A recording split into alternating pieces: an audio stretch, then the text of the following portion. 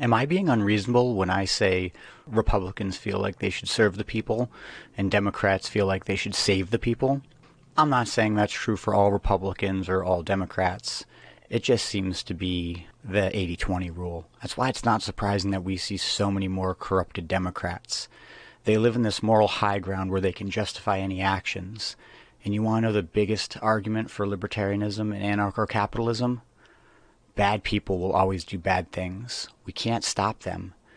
But if you put someone in power, a politician who can make decisions, all you've done is shown that bad person who they need to direct their attention and efforts to.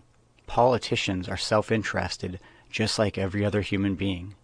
However, just like priests, they always have mental jumping jacks and justifications for their bad actions. A Democrat out of California who had been elected for over a decade had been selling contracts, profiting, and probably making everything more expensive in his area.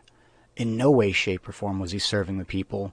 He was serving himself and the people who paid for his interests. And just know, this is only one report. Every town has a politician who is giving favors for favors. We don't teach mindfulness. We don't teach objectivity.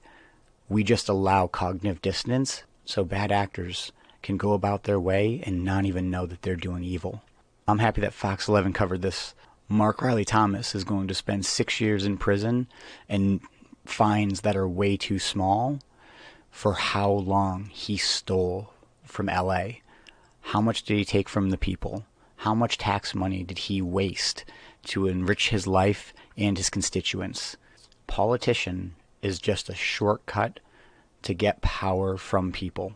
If he wasn't there, he couldn't take bribes. They'd have to bribe the people. Let's jump into Good Day LA's coverage of Mark Riley Thomas's conviction.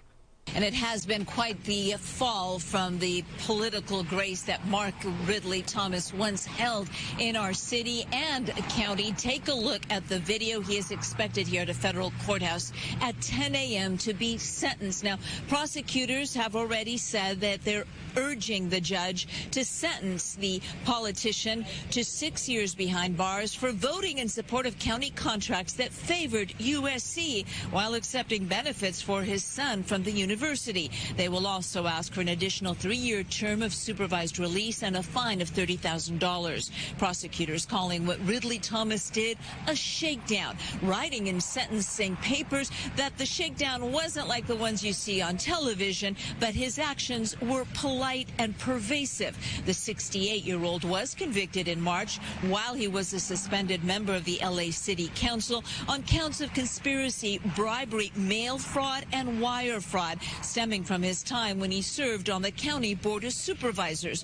Now, he did have a co-defendant, Marilyn Flynn. She's an 84-year-old former dean of the social work school at USC who pleaded guilty to bribing the politician. She was sentenced last month to 18 months home confinement and ordered to pay a $150,000 fine. Defense attorneys for Ridley Thomas are asking for home confinement too, including community service and a fine, but they're asking for no prison time. Again, Mark Ridley Thomas expected here at a U.S. courthouse to be sentenced at 10 o'clock this morning.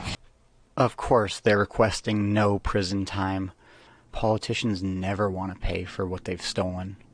Politicians never pay for their crimes. We barely even get to see most of them happen.